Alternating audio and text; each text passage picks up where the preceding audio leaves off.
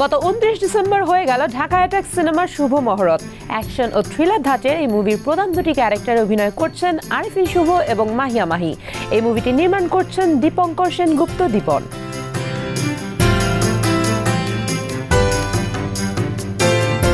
গত ২৯ ডিসেম্বর ঢাকার একটি ৫ তারকা হোটেলে হয়ে গেল ঢাকা অ্যাটাক সিনেমার শুভ মহরত।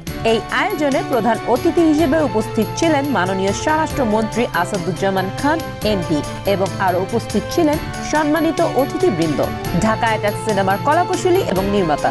এখানে যে পুলিশের রোল সেটা আমি বিশ্বাস করি যে একদমই ডিফারেন্ট এবং এরকম পুলিশের রোল আমি আমাদের এখানে দেখিনি। এর আগেও আসলে দুবার আমি জার্নালিস্ট ক্যারেক্টারে কাজ করেছি, তো আসলে এবারও আবার সেম ক্যারেক্টার, কিন্তু আমার মনে হয় না বেশি একটা চেঞ্জ আসবে। অনুভূতি খুব ভয়ের মনে হচ্ছে যে এই এত বড় সড়ো করে শুরু হলো, শেষটা যদি আরও বড় হয় সেটা হবে একটা বড় ব্যাপার আর কি।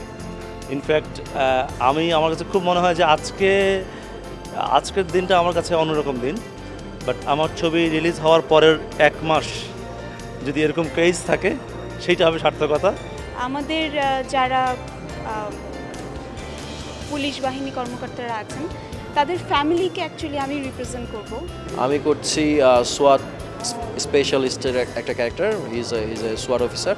এখানে ওরকম একটা ক্যারেক্টার দেখানো হচ্ছে যার যে রক্ত মাংসের একটা মানুষ, আমার আপনার মতো একটা মানুষ, তার অনেক কিছুই দেখা যাবে ঢাকা অ্যাটাকে। তো আমার মনে হয় যে ঢাকা অ্যাটাক এমন একটা প্রজেক্ট হতে যাচ্ছে যেখানে আমাদের পারফেকশনিস্ট শুভ ভাইয়া আছে, তারপরে আসলে এই দুইটা ছবি করার পরে এত সব জার্নালিস্টদেরকে দেখার পরে আমার কাছে মনে হচ্ছে যে না, এই ক্যারেক্টারটাকে আমি ভিন্নভাবে তুলে ধরতে পারবো।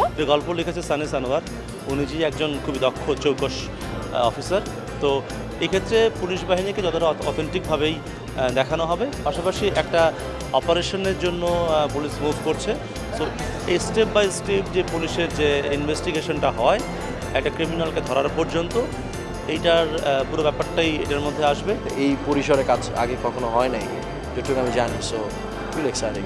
আমি আশা করব দর্শকদের উদ্দেশ্যে যে আমরা অনেক পরিশ্রম করে এই ছবিটা হয়তো বা শেষ করব, আপনারা যদি কষ্ট করে সেটাকে সাপোর্ট করেন তাহলে এরকম ছবি সামনে আরও হবে আমি বিশ্বাস করি।